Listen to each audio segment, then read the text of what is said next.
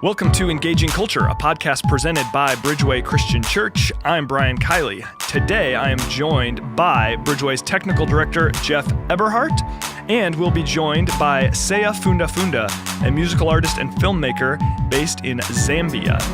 The three of us will be talking about faith, art, technology, and how the technological advanced world that we're living in can allow us to share the gospel in new and creative ways. We'll also talk about how faith can inform our engagement with arts and entertainment. All of that and more on this episode of Engaging Culture.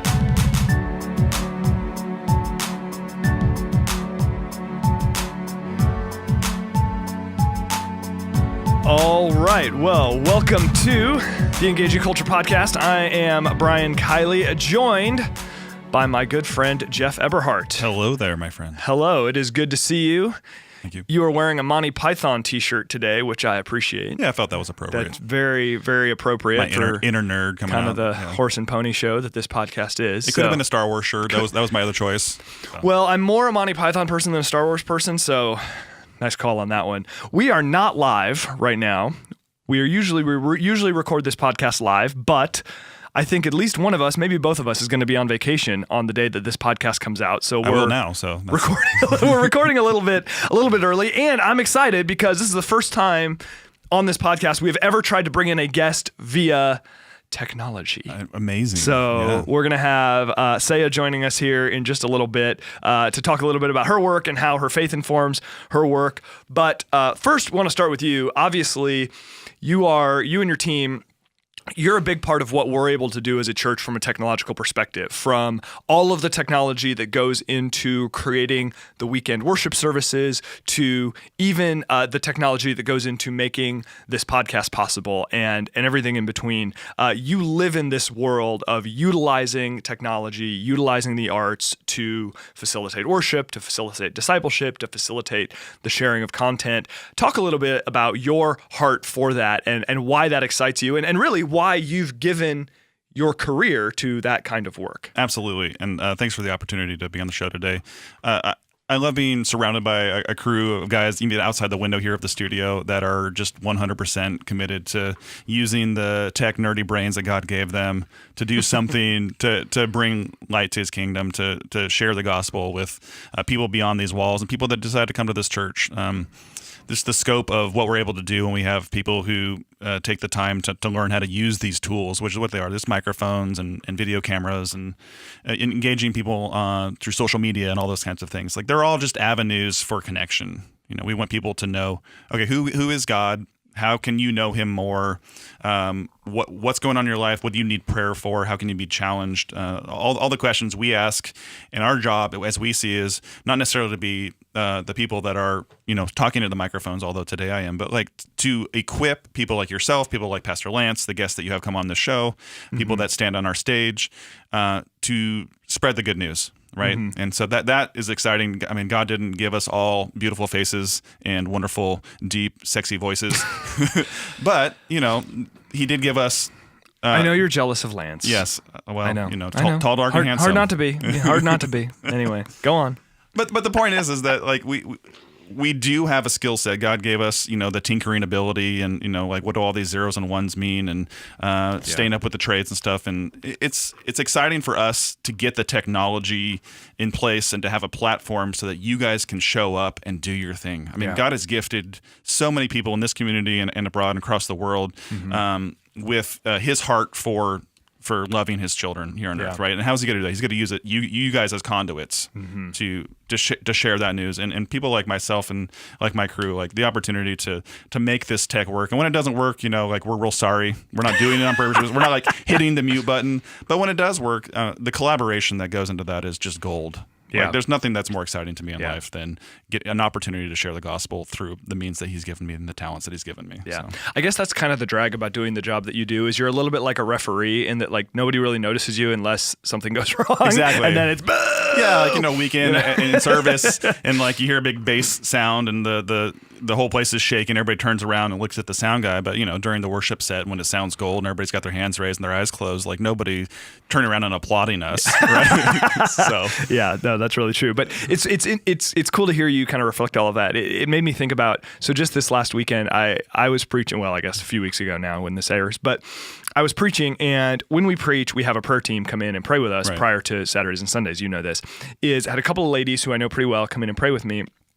And when we finished, they were leaving my office, and they said something about how they're trying to tell me, what you're doing is really important, which I appreciated that affirmation and everything. And I always am so grateful for people that come in and pray with me, and I let them know that really, like, this is very sincere, that like I get in my head, I'm nervous, I'm like, is this any good? Da, da, da, da, da. And then someone comes in to pray, and I feel like, okay, I can go do this now. Like that really is how I feel. So I always try to thank them and let them know that. And they're telling me, oh, well, we're just so glad that you're doing what you're doing. And I just said, hey, I need you to know that you doing what you do makes it easier for me to do what I do. Yeah. And it's like there's this whole sort of like spiritual realm of kind of what we do in a church service. There's the technology realm as well. And it's equally true in your world that what you guys do make it possible for songs to be sung in a way that's accessible for lots of people, that make it possible for preaching to happen so that a person, whether they're sitting in the fourth row or they're sitting in the hospital or they're on vacation on the other side of the world, can engage with what's going on. Yeah. And I think that's pretty awesome. And one of the beauties of it, like we have a lot of military families that have attended our church or still do, and the fact that they can go abroad and serve and still be connected to the family and hear the same messages and worship with us. Like what a win for the kingdom and for that family to be able to engage with us like that. No question. Yeah. Now, before we get Seya on here a little bit, your career is not just in the church setting. Right. You've done a lot in the media industry outside of the church. Can you talk a little bit about that, and then how your faith has affected your work and your interactions with and within the industry? Absolutely. Yeah. So I went to film school back when I was in college, and I was down in Hollywood, LA area, and it was a hugely impactful time in my life. I'm trying to figure out, okay, what does this mean? I have a strong interest in film and music and television, all these things. And I hear a lot of things growing up, it's the devil. It's the worst thing you can do. It's full of filth and all these terrible things that Christians don't associate with. Right. And then I showed up, went to film school. It was a Christian film school called Los Angeles Film Study Center. And the entire premise of that organization is to put Christians into the market of the film industry, of the entertainment industry, and for the good of that industry. Yeah. All right. And that was like a new concept to me. It was like, you're either good or you're bad. You're either making Christian films, Left Behind series, or you're doing secular stuff. Yeah. There is no in between. And then there's all of a sudden this realization that like there are so many Christians in this industry working on not necessarily Christian films, but that are impacting these films from a faith standpoint, and the people that they work with from a faith standpoint, and for the good, the good of the gospel, for the good of the kingdom. Yeah. And it's not all just straight one-to-one direct. What's the best word for it? They're not speaking to these people like, Jesus died for you. You need to do all these things. I'm not showing up and knocking on your door at the film studio. Movies aren't ending in altar calls. Yeah, exactly. Like, we can talk about a faith concept. We can talk about salvation. We can talk about resurrection. We can talk about fruits of the Spirit, things that are interwoven into these secular films. And all of a sudden you're like, where did this religious concept and how did it sneak in here? I bet you I know how it snuck in there. Yeah. There's a lot of people in this industry that are doing this. So I was at film school, and I had the opportunity. I was there to go work for MTV and VH1 Productions. So here I am getting thrust into what all my life, all I knew is that, reality TV was coming about in the early 2000s. And, we have all these not so appropriate things for kids to be watching. And here I am working in this studio, and I'm working on music videos. We're doing behind the scenes with all these people. And I'm like, wow, this is crazy. These people, I've seen them, all my adolescence growing up. And like, this is interesting to be in this environment that we as a church was so put down. Like this, you'd never want to be in this. And here I am right in the middle of it, thrown in, and I loved it. Yeah. Every second of it. Yeah. Because I had to think back. I was like, okay, who did Christ want to hang out with? Right. Like, was he just hanging out in the synagogue all day? Was he just hanging out with these people, that Christians or the people that were following him? No, like he put himself in situations where he could be impactful. The tax collectors, Right. that was kind of my role. Yeah. I saw, or that's what I was being raised up to do. Yeah. Now, this might seem like a silly question, but you just say you loved it. You loved being in that environment. Yeah. What was it about it that was so compelling to you? I could think of a lot of things, but I'd love to hear what. Well, growing up in the church and being surrounded in my Christian bubbles my entire life, all I knew was Christianity and Christianese and how to talk in that environment. All of a sudden I was thrust with my background into it in a situation where like all of a sudden I was the light in this super dark place. And I was like, wow, I can actually be used here. Yeah. I can use my gifts. I can use my creativity, my technical knowledge, my go-getting attitude, show these people that like, hey, I am kind of weird, but I'm not like this super weird guy that I would assume that most people who aren't Christians would be viewing me in this industry like, man, I don't want to be anything a part of this guy. I showed up and they all wanted to talk to me and they had questions about who I was and why I was different, why I wasn't going to the parties, why I wasn't doing drugs, why I wasn't, clapping for all these X-rated music videos that they were showing and laughing about in the office. Like I was the different guy that was like, it's not really my thing. But I love that fact that you guys love this creativity and that you have a passion for the television industry. And I do too. Yeah. It's just a little bit slanted, and this is why. And all of a sudden I had this avenue like where I was faith to them. I was being Jesus in that environment, the light in that darkness, and it opened up so many avenues just by being who I am as a Christ follower. Yeah. I didn't have to tout it. I didn't have to come in with my Jesus loves you shirt on. I just had to be different and be who I was as a follower of Christ. And that's something I don't attest to these things. I don't do these things. And here's why. But you know what? I still love you. I still think you're awesome. I still think what you're producing, a lot of it, not all of it, but a lot of it is gold. Yeah. Right? Yeah. And then stories go on and on and on. You think about people in the film school that I was, like they're working on feature films. My roommate was working with Robin Williams, Death to Smoochie, and here he is, this young kid in L.A. working at the Warner Brothers lot, and he's in that environment, but he has a platform there. People are willing to listen to him. Yeah. I think, and it's cool to think that there are lots of stories like that I'm one of many of Christ followers being engaged in that world and being able to follow Jesus in the midst of just an industry that is impacting the world. Yeah. Unquestionably, right? Now, before we get to Seya, kind of one last thing. It is interesting to see, and I'll just get this out there. I'm not really a big movie guy. I don't go to a lot of movies. I'm not opposed to it. I'm just not super interested. But I'm trying to go to more movies just because that's what people talk about. Get movie and that's pass what's then. going on. I know, right? It's so cheap. Anyway, so cheap. But it is certainly true that a lot of popular movies have faith concepts interwoven in them. I mean, you see sort of these kind of Christ characters. I mean, a lot of it is not overt, but you can see, again, faith themes running through these films, and they're extraordinarily popular. Yeah. I guess my question for you is, not only what does that tell us about the industry, but what does that tell us about society? Even folks who would never darken the door of a church are moved by and compelled by these films. I think there's two sides to that. Could you maybe speak to it? Yeah, well, the interesting thing about feature films, and this could be said for television, it could be said for music, are these faith concepts that you can find interwoven to them now. There's something about the place where people are that they maybe won't, like you said, grace the doorway of a church, but they're willing to engage in the concept of resurrection. I look at The Matrix, right, when that came out, and you have Neo, this character that goes around in the film, and he's trying to figure out who he is and his role in life. And he finally figures out that, like, at the end of the thing, he is kind of the Christ figure in that film. I'm saying that Neo is Jesus. I'm just saying that faith concept is played out. Like you have to die in order for the rest of the world to live. Right. Holy smokes, man! Like that. Like the Wachowski's brothers or whatever. Maybe one of them's a sister now. I don't know their story. I don't think that they're faith believers, but I bet you that there were some people on the threshing floor of that script that were like, you know what would be really cool? Right. Yeah. If we told the Christ story in this secular film. That there are faith concepts we can integrate here. And then here we go, one of the most successful movies of our generation Yeah, and there it is. exactly. I mean, I had somebody that went to my film school who did The Exorcism of Emily Rose. Now, here you have this horror film done by a Christian.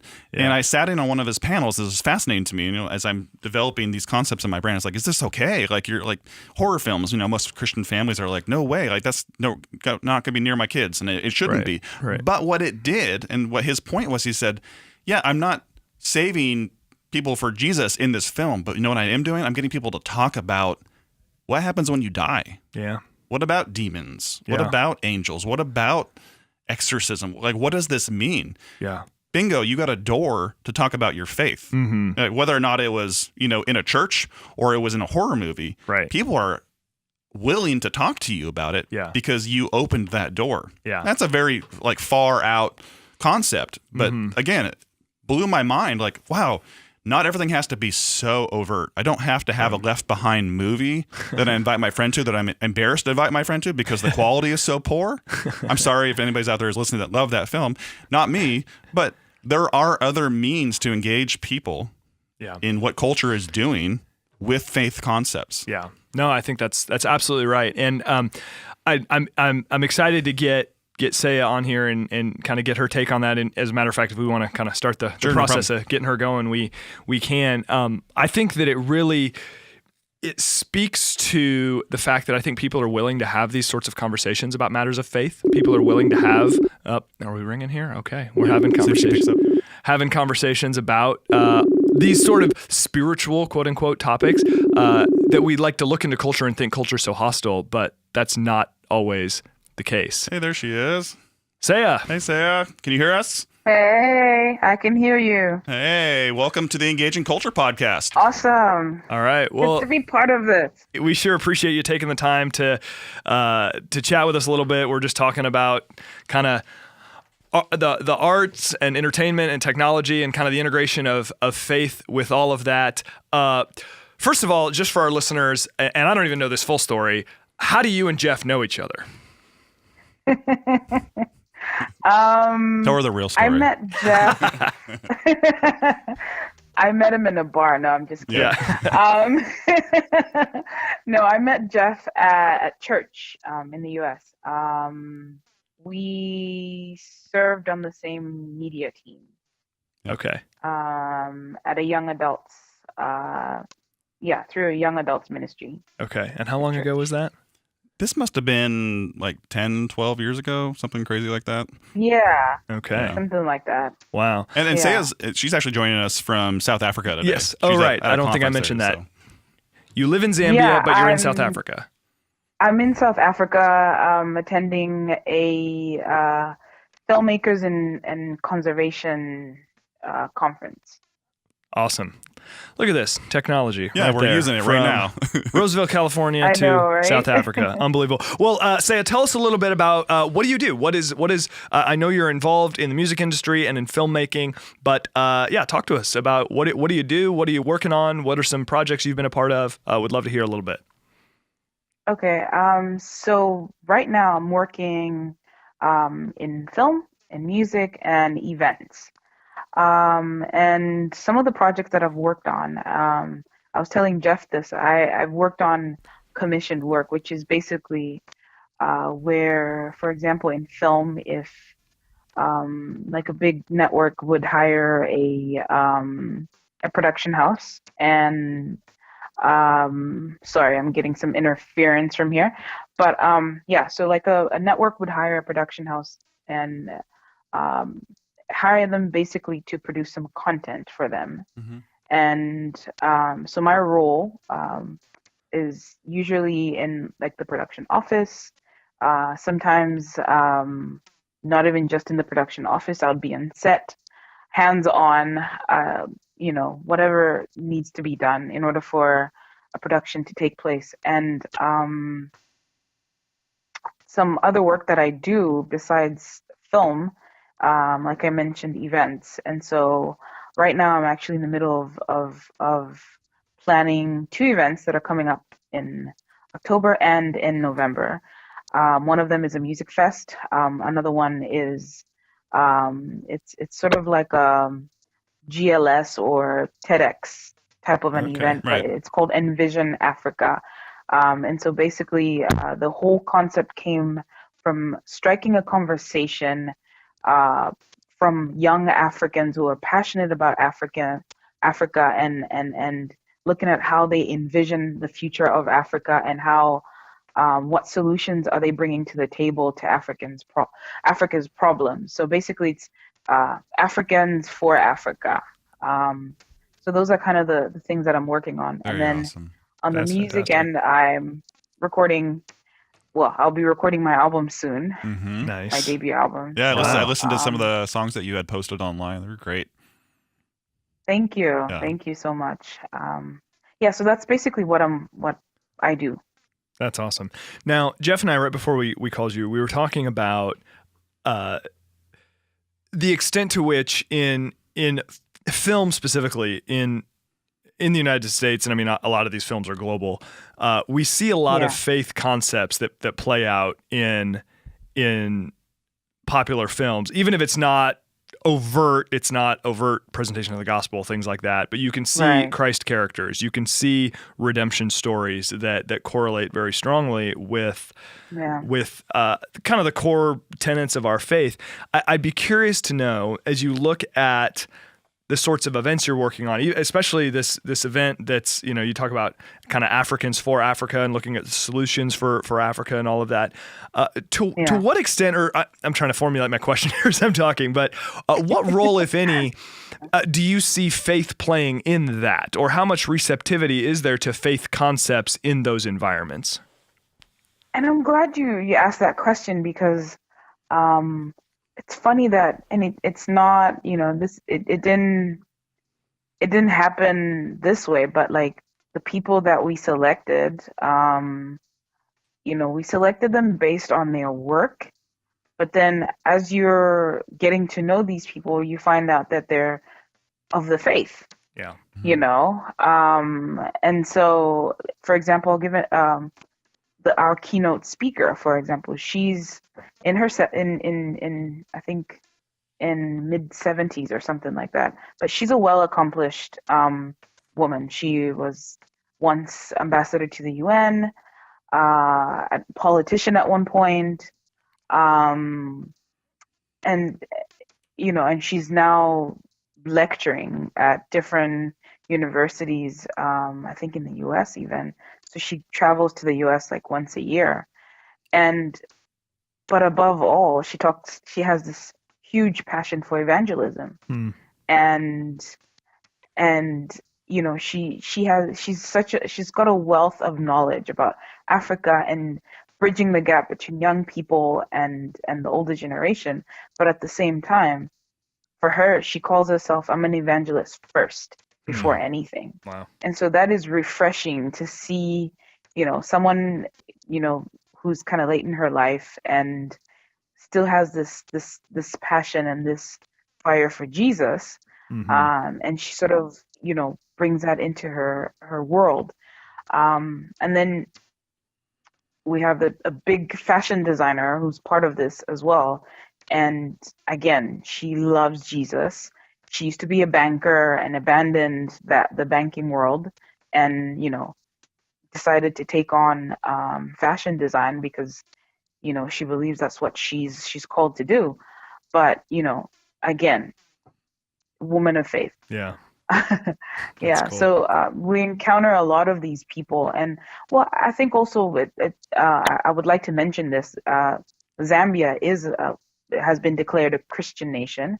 Was declared by one of our late presidents Mhm. as a Christian nation, and so there's a lot of Christians in Zambia, and so you see a lot of people, whether they're conservationists or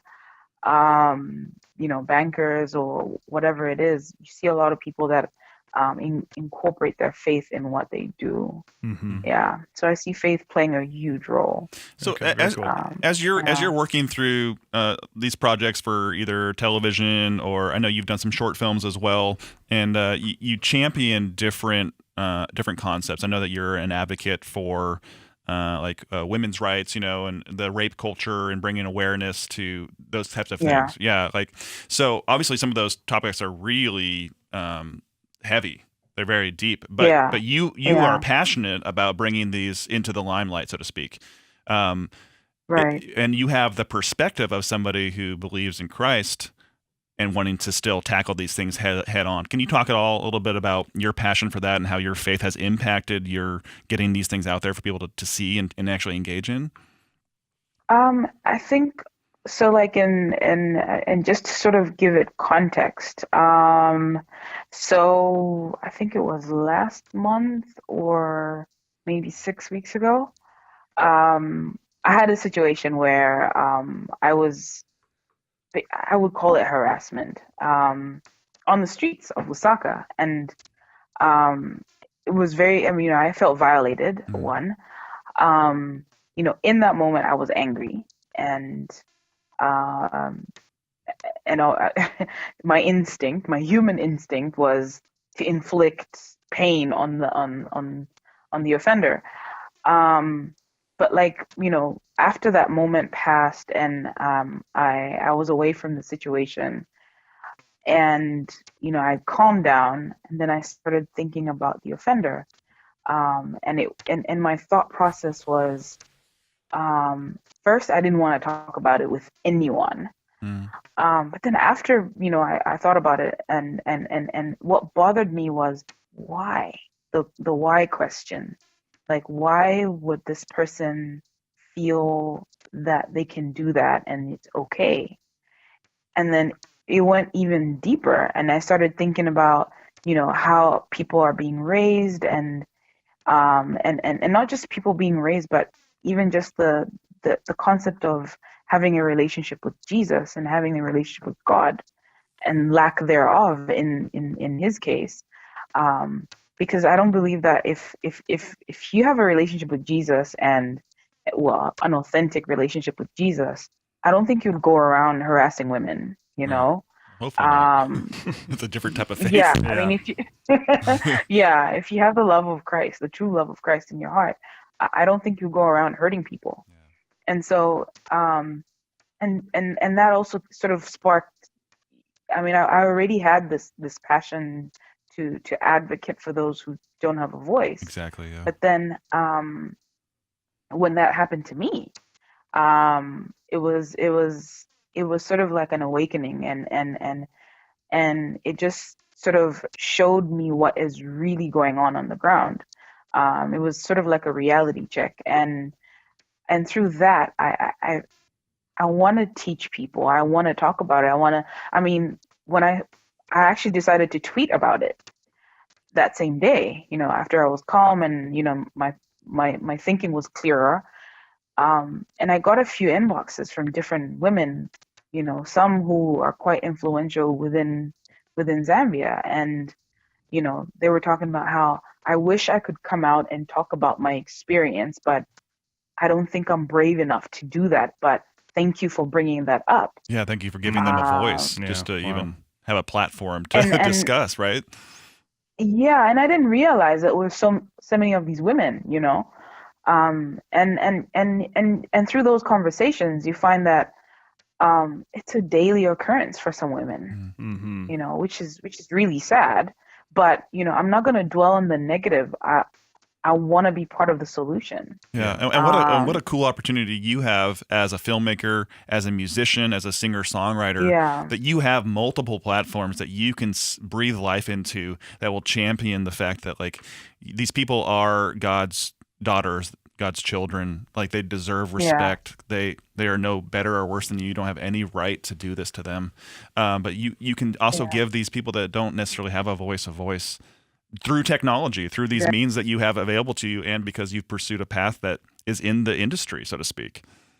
I mean, that's kind of what the podcast is about. Is like we have all this technology available to us. We have real life situations, terrible things that happen, also great things that happen. But this is just an example of one of them. And then we have people like yourself, like myself, that we're doing the best with the tools that have been given to us to do something for the good. Right? It's not just entertainment. It goes beyond that. Now we are giving a voice to the voiceless, hope to the hopeless, right? I mean, I believe that, whatever sort of place that God has placed each and every one of us, I think it's an opportunity for us to change lives and reach out to those who are hurting. And sometimes we may think, we have this sort of boring, mundane type of life or whatever. But I think if we are intentional about reaching people wherever we are, whether we are a parent, whether we are a student, or wherever you are, I think is an opportunity for us to reach those who are hurting. Yeah, I completely agree. I think it's really easy to undervalue opportunities that are in front of us. I mean, we look at other people and think, oh, they have way more influence, or oh, they can do way more than I can, or oh, there's nothing that, God's not going to use me in this moment that I'm in. When the reality is, we all have opportunities in front of us to reach people, to serve people, to care for people. And if all we do is see those with bigger voices than us and feel disempowered by that, then I think we're missing opportunities, right? Definitely. Yeah, definitely.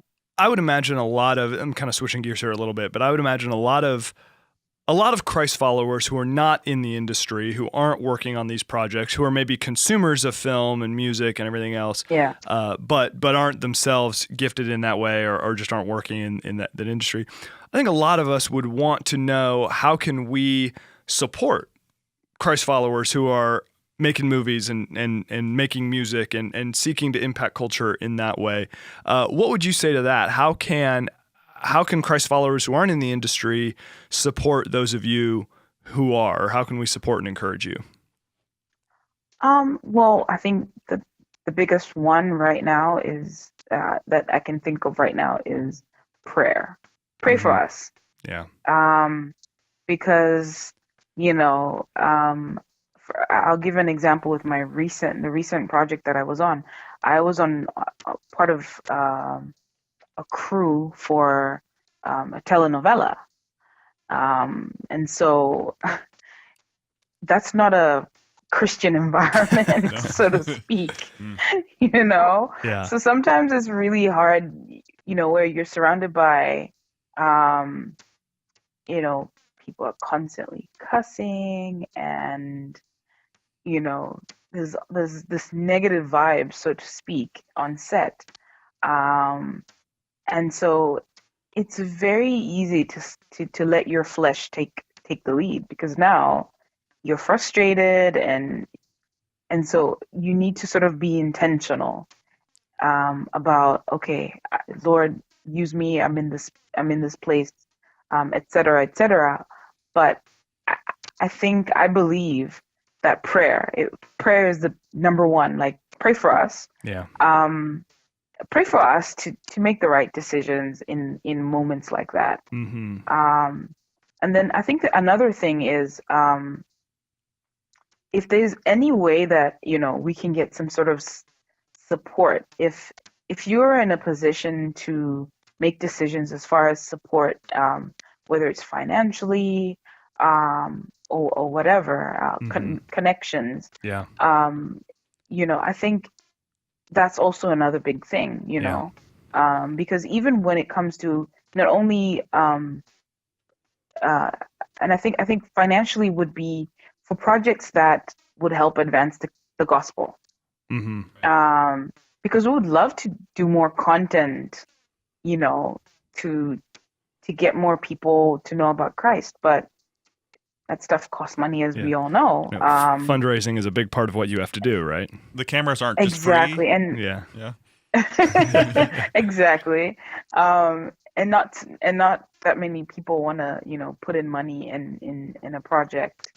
That's a huge part of it. To evangelize. So, I think the biggest one is prayer, definitely. Yeah, and I think encourage us as well. Yeah, I think it's important too to realize that, like, we're not just making these films and producing this music in the United States. Right. Like, it's happening all over the world. Yeah. Seya exactly. is in Africa. She's on the ground on a different continent, pursuing the same things that I'm pursuing here in California.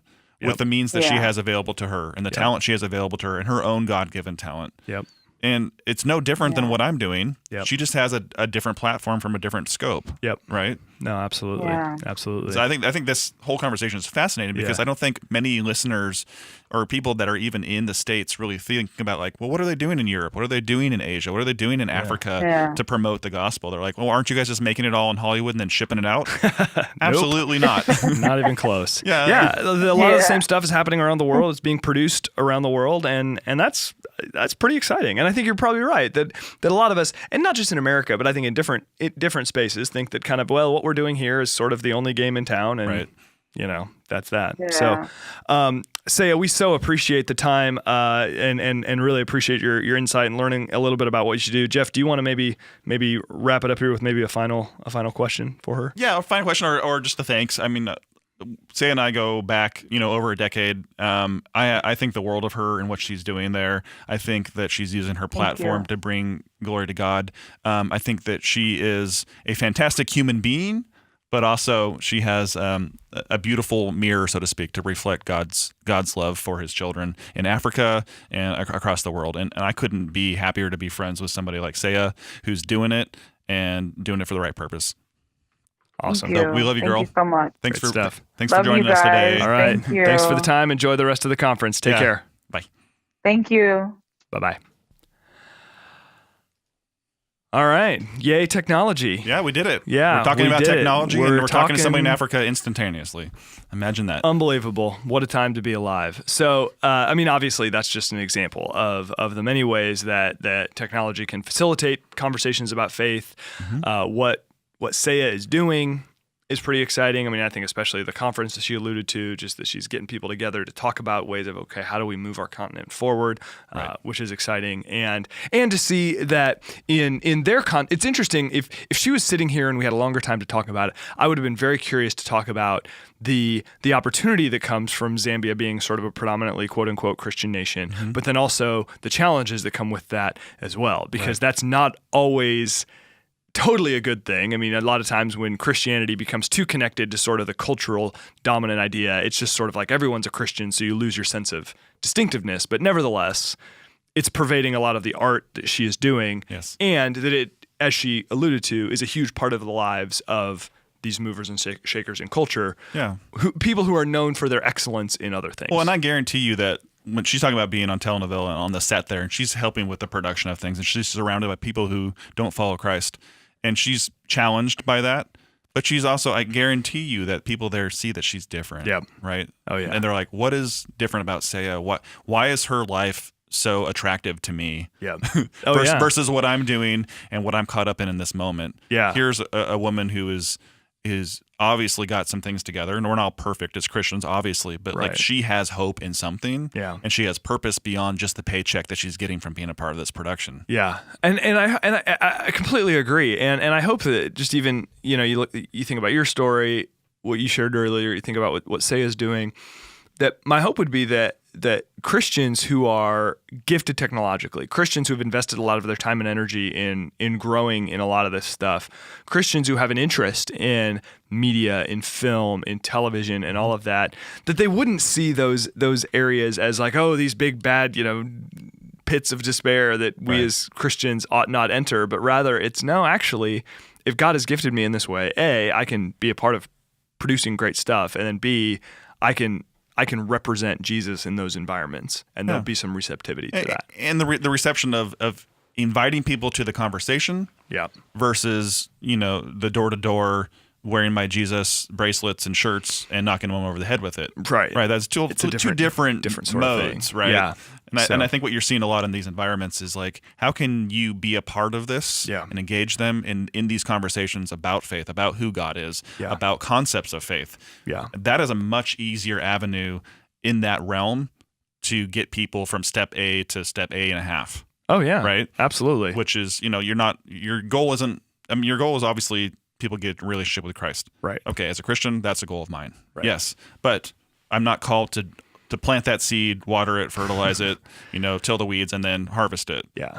There are a range of opportunities to kind of move the ball forward a little bit. Yeah. So obviously something that is a big part of our lives and something that you and I spend a lot of time talking about, others in the department spend a lot of time talking about, that is how can we leverage technology to communicate with and reach people in different ways. Reach people in the sense of people who don't know Christ, but then also reach and engage those who do know Christ, who are members of our church, who are maybe considering our church, who are looking for information, who are looking for input, or are looking for, and by input I mean, just stuff to encourage them and educate them and all of that.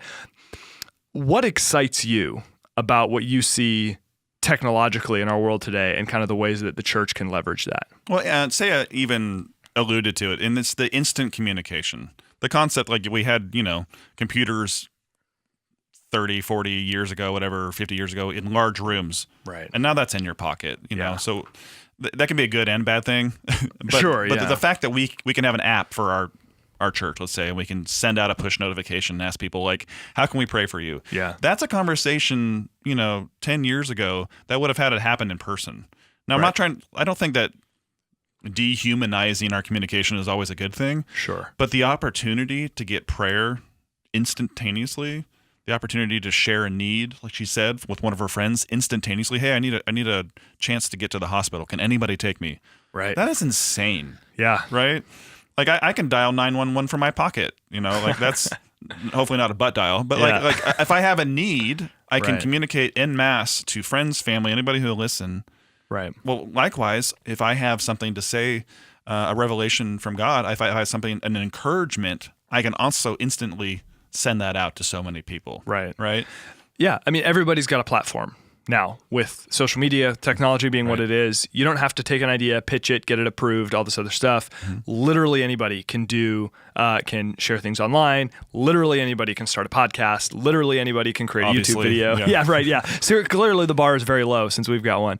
But, and obviously that is not always positive. There's a lot of garbage out there because of that. Plenty of us have platforms. Well, what they say, like, this is the most connected generation, or the opportunity for to be the most connected generation, but they're like the most intercommunication lacking generation ever. Oh, right. We're connected but isolated, which seems like a contradiction, but really is not, because we can see what we're all up to based on what we can communicate via our screens, but with that comes the challenge of not actually being face-to-face. And I don't know how to talk to you anymore. The face-to-face stuff does. No, you're absolutely right. Let me text you my ideas real quick. There you go. For the next podcast. Right. Yeah, just anything but face-to-face. I think it is interesting, and this is just a little side note, but like to think about the future of technology and the opportunities that will be presented to us in the next decade. And the few things that come to mind, like they have like VR may or may not hit, but what? Just for those who don't know, VR, what is that? Virtual reality, putting on the full headsets and being able to. Have you seen like Ready Player One, where you're immersed in this world that's online? Yeah. I think what's going to be more interesting, and we'll see if this comes true, but is augmented reality, where you have glasses that you put on, where you're still interacting with your environment around you, but you also see images and things that are like projected into your vision. So I think about, okay, well, how can that be used? How can that be leveraged for faith, for spreading the gospel? And I think about like my wife, who is a history professor. How crazy that you could slap these on students and they could actually go explore a Roman Colosseum and talk about the historical meaning of that. Okay, that's now, pretty like, unbelievable. Instead of having to fly across the world to go to Israel to experience it in person, which I'm not saying is a bad thing, but it's financially, if that's it's not nearly as accessible as to en masse. But if I can put on a VR or an augmented reality, if I can put on some specs, so to speak, and I can interact with that environment and get a new meaning for like where did Jesus walk? Yeah. What does the Sea of Galilee look like? Yeah. And it's the closest thing to being there without being there, and I think it has the opportunity to change your perspective of how you read the Bible, how you interact with it. Yeah, there are fun opportunities like that. Obviously, there are ways that you could take that terribly. Oh, sure. As with any new piece of tool or technology comes with risk. There's no way of. But the church has an opportunity to embrace parts of that, which could, I think, only add to the dialogue of like, and making this real, this thing that happened 2,000 years ago, something that can feel a little more present. Oh, yeah, no question. Well, and to me, the great opportunity of technology is accessibility. And this goes back to, and we could go much further than this, but even, 1930s, Franklin Delano Roosevelt and his fireside chats, that all of a sudden he's able to engage the country because they can listen to them on the radio. In their living room. In their living room, Right. which was extraordinary for the time. That is a tremendous step forward in terms of accessibility. And everything else we have from there, from network television to cable television to now social media and all of that, it is opportunity for connection and accessibility. Or even if you talk about it in the church world, that there was the revolution of the microphone. Right. And then there's the revolution of we can now put our sermons on tapes Yes. and send those out. We can put them on CDs and send those out. And then eventually This thing you get called to the point- internet. Yeah. Right. Eventually you get to the point where everything's on MP3. And now the best Bible teaching in the world is in my pocket. The best systematic theology lecture, iTunes U and everything else. I can become an expert in virtually anything I want if I'm willing to put in the time and think through it. Yep. All in the palm of your hand. It's extraordinary. And then on a smaller level, the way that we're able to engage our congregation between Sundays, Right. and then the way that our congregation is able to engage with us, that we're able to send out encouragement, that we can, whether we're getting in a studio and making a cool looking video, or literally at any moment, I or a few of the rest of us could, if we wanted to, take out our phone, make a live video that goes directly I'm to... peeling carrots in my kitchen. How exciting. Not really, but you chose to press that button Right. and take it live. So here we Right. are. Well, you think about it again, the ways that we can leverage that for encouragement, for devotional thoughts, for sharing prayer needs, there are all these opportunities that allow us to meet people where they are, instead of us constantly saying, come to our thing, come to our thing, come to our thing, which of course we want people to be in weekend worship. We want people to come to our events, but we can do a lot more of like, hey, here's how we can bless you where you are. Yeah, it's bigger than that. It's bigger Right. than the house that we're in right now. Right. Yeah. Like right now, we are two people sitting in a room by ourselves, having a conversation, Right. hopefully stirring thoughts in people who are walking the dog, going for a drive, trying to fall asleep. Good choice if you're trying to fall asleep. By It's the always way. interesting for me to think about if Christ had the technology that we have now Yeah. in his hand, how crazy! Like he's like in his bedroom at home, after he's done the Sermon on the Mount, he's like, "Well, let me just go take the video footage from that. I'm gonna make a little tweet about it and send it out to all my followers." Yeah. Let's get iMovie. Followers has a different connotation when you Followers use it as Christ. does Yeah. have a very different connotation now. That is true. But I mean, obviously, I know this is your world, that technology is only going to get better, Right. and it's only going to create new opportunities. What would you say to the person who is a little bit fearful of technology, not even just from a place of understanding, because I think you can be fearful of technology and still get it, right? To the person that's a little bit afraid of kind of what technology is going to do to us and all of that, what would you say to that person to try to help them see that there are real benefits to kind of this technological advancement we're seeing, seeing around us? No, I'm just kidding. That's right. Cabin, Montana, no internet, go. Yeah. I think look at both sides of the fence. Yeah. Yes, like you said, technology is can be a scary thing, but it can also be an accessibility tool. The fact that we can have all of your medical records available for your doctor to instantly pull up when you have an issue. Yeah. Okay.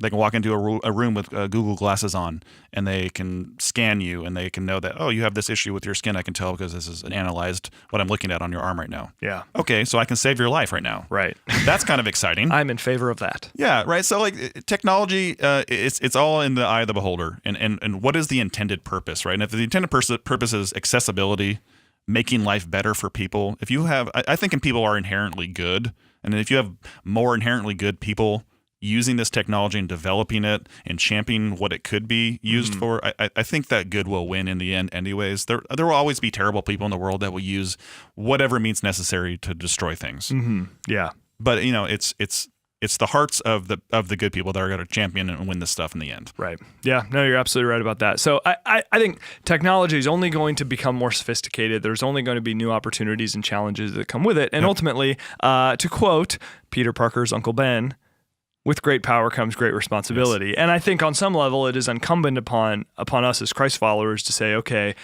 how am I going to use my voice online to show love or hate? Am I going to use the technology that I have to enrich relationships or to withdraw? Am I going to use technology to add value, or am I going to use technology to try to just get more attention for myself?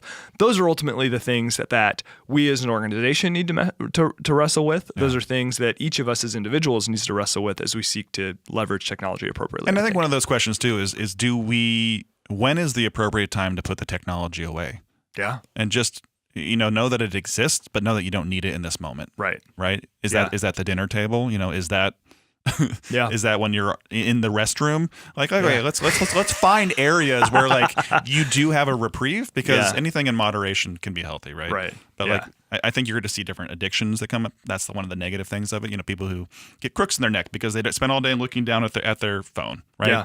My thumbs might get hurt. Who knows? Mm-hmm. But like, there's opportunities not to use technology, which I think is going to be probably one of the biggest challenges we have going forward. Is like, when is the appropriate time to do it? Yeah. I've definitely had situations where my thumbs got sore because I was playing some stupid game on my phone, and I'm like, dang it, I should probably stop doing this. Candy Crush needs a rest. Yeah, that's right. So, all right, well, hey, thanks, Jeff, for the time and for the insight. We want to thank Seya for joining us from South Africa. That was sure fun to hear from her. Thanks to you for listening, and we hope that this conversation was helpful to you in thinking through technology. As we've said, opportunities to use technology are only going to increase, and we hope and we pray that you and any organizations you're a part of would just be thinking through, how can we leverage technology for good? How can we leverage technology to help people learn about the Lord? And ultimately, how can we avoid some of those pitfalls? Those are conversations that we know are going to be ongoing. So thanks again. Thanks to Lucian Hughes, audio director extraordinaire, and Brennan Stewart, video director, also extraordinaire. This is our 5th Tuesday, so we'll see you next time, next week, first week of August, for the next episode of Engaging Culture. Bye-bye. Thank you for listening to Engaging Culture, a podcast by Bridgeway Christian Church. If you enjoyed the show, please consider subscribing and leaving a review on iTunes. Thank you so much for listening. Music is used under the Creative Commons license and is provided by Dexter Britton.